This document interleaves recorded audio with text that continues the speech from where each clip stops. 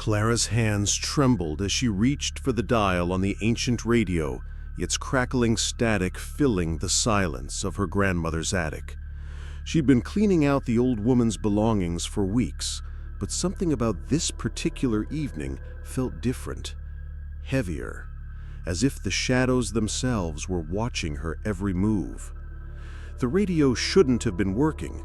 Its cord had been severed years ago, yet somehow voices began to emerge from the white noise. The baker on Elm Street will collapse tomorrow at 3:47 p.m., whispered a voice that sounded disturbingly like her own. Heart attack. No one will be able to save him. Clana's breath caught in her throat. The baker? Old Mr. Henderson had been healthy as a horse just yesterday when she'd bought her morning coffee. This had to be some kind of prank.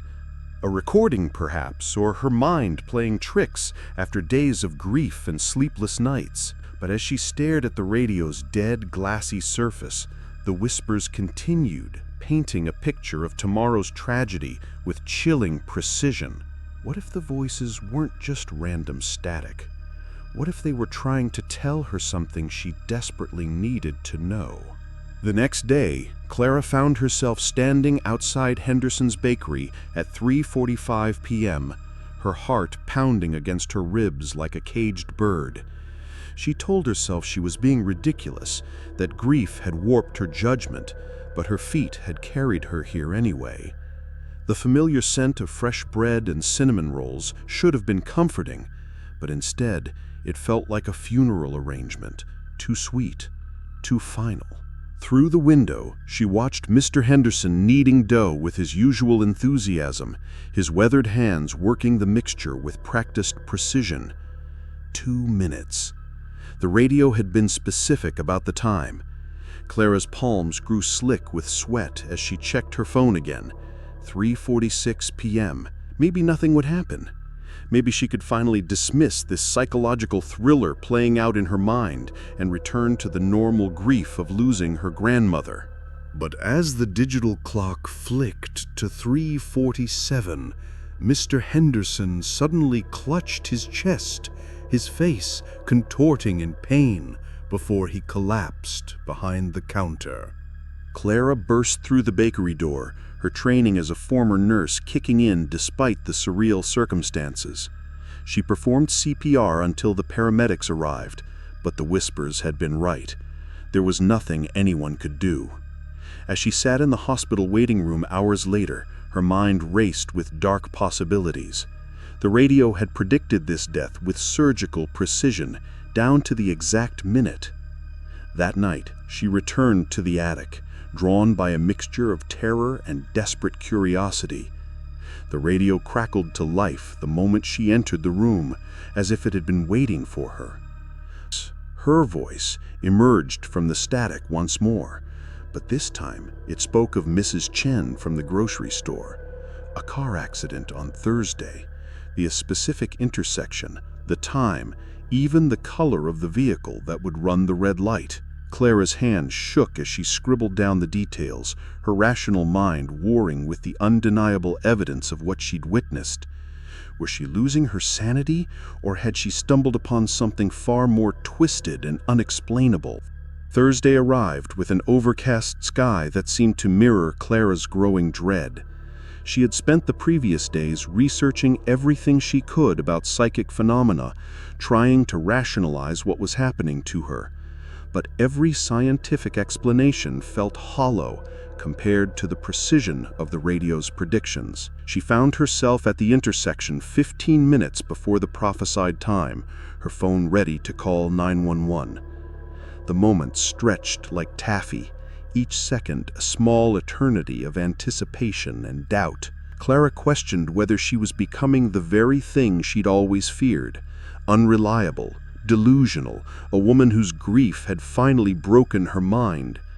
But then she saw Mrs. Chen's familiar figure crossing the street, her grocery bag swinging gently in the afternoon breeze. The red sedan appeared exactly as the radio had described, running the light at precisely 2:23 p.m. Clara's scream cut through the air as she lunged forward, grabbing Mrs. Chen's arm and pulling her back onto the sidewalk just as the vehicle roared past. The elderly woman looked at Clara with confusion and gratitude, unaware that she'd just cheated death by mere inches. That night, Clara stared at the radio with a mixture of reverence and horror. She had saved a life, but the weight of that knowledge felt crushing rather than triumphant.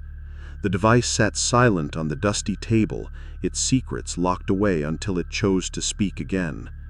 She began to understand that she wasn't just receiving random predictions, she was being given a terrible responsibility. The next evening, the radio delivered its most chilling message yet. The voice spoke of a tragedy at the local elementary school, a gas leak that would claim dozens of innocent lives. But this time, something was different. The voice wavered, as if struggling against some invisible force, and Clara caught fragments of other words. "Stop me. Please. I can't control." Her blood ran cold as the realization began to dawn. The voice wasn't just predicting deaths, it was confessing to them. And worse, it sounded exactly like her own voice, older and more desperate, as if she was listening to herself from some dark future. The psychological thriller unraveling in her mind suggested an impossible truth. Was she somehow causing these deaths by hearing about them? Clara's research led her deep into her grandmother's journals, hidden away in the same attic where the radio had been waiting for her. The entries revealed a twisted story of guilt and supernatural consequence. Her grandmother had been a radio operator during the war, tasked with intercepting enemy communications, but one night she had received a transmission that wasn't meant for her ears. A desperate plea from a future version of herself, warning of disasters she had inadvertently caused.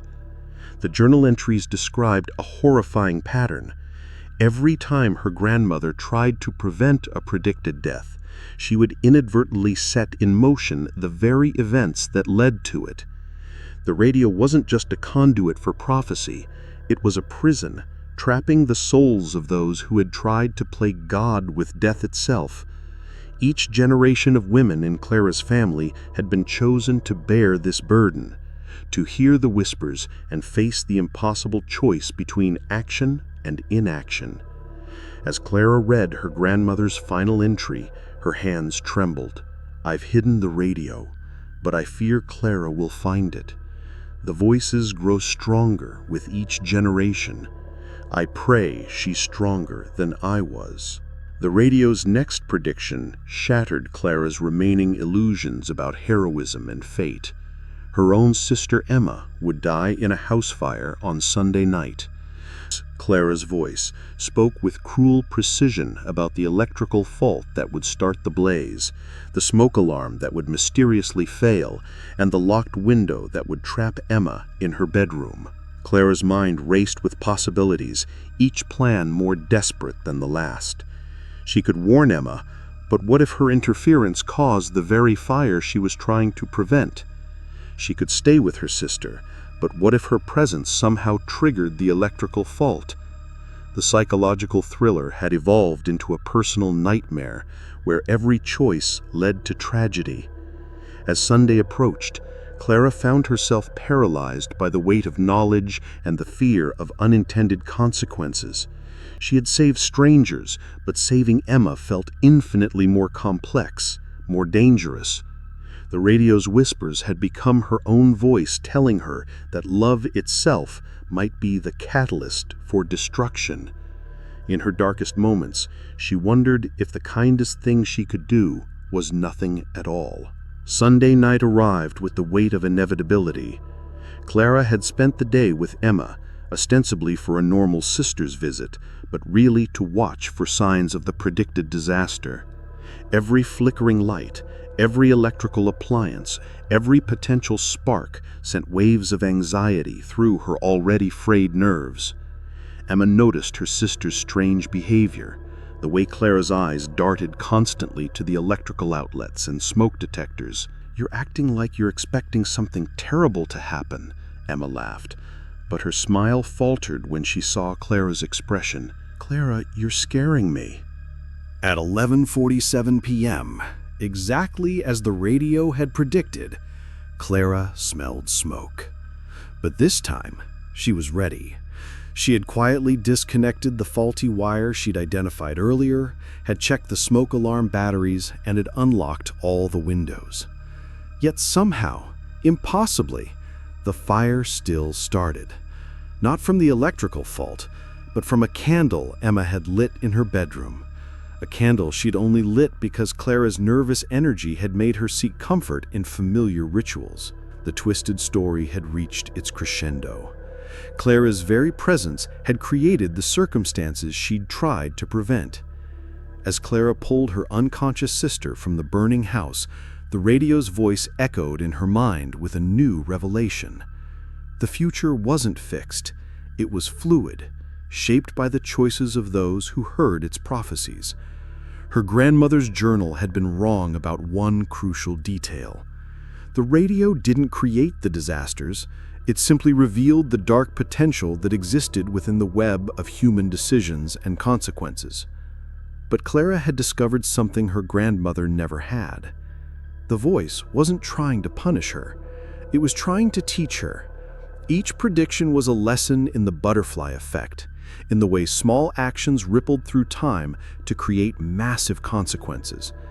The radio had been testing her, preparing her for a choice that would determine not just her own fate, but the fate of every future generation in her family. Standing in the hospital corridor as doctors worked to save Emma, Clara finally understood. The radio's whispers weren't prophecies, they were possibilities. And she alone had the power to choose which possibility would become reality. The question was she strong enough to make the right choice? In the end, Claire returned to the attic one final time, the radio waiting for her like an old friend. But instead of listening to its whispers, she began to speak, her voice joining the chorus of women who had come before her. She told it about Emma's recovery, about the lives she had saved, about the impossible burden of knowledge, and the even more impossible weight of choice.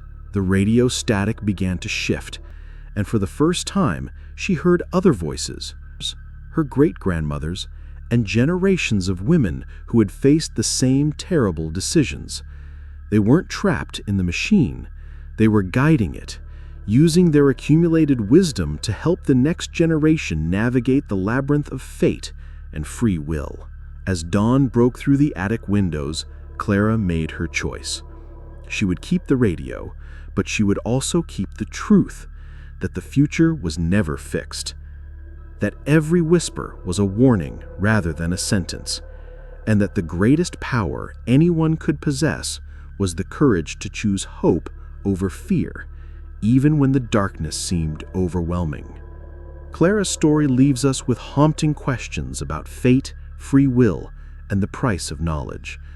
Was she a hero who saved lives, or was she trapped in a cycle of causing the very disasters she tried to prevent? The twisted story suggests that sometimes the most terrifying enemy we face is our own future self, reaching back through time to warn us of the consequences of our choices. What do you think? Could you handle hearing your own voice predicting tragedies, knowing that your actions might cause the very deaths you're trying to prevent? Share your theories in the comments below. I love reading your interpretations of these dark secrets and mind-bending stories. If this psychological thriller left you questioning the nature of fate and free will, hit that like button and subscribe for more stories that will challenge your perception of reality. This mystery unravels and plot twists are just the beginning of what awaits you on this channel. Until next time, stay kind, stay sharp, and stay curious.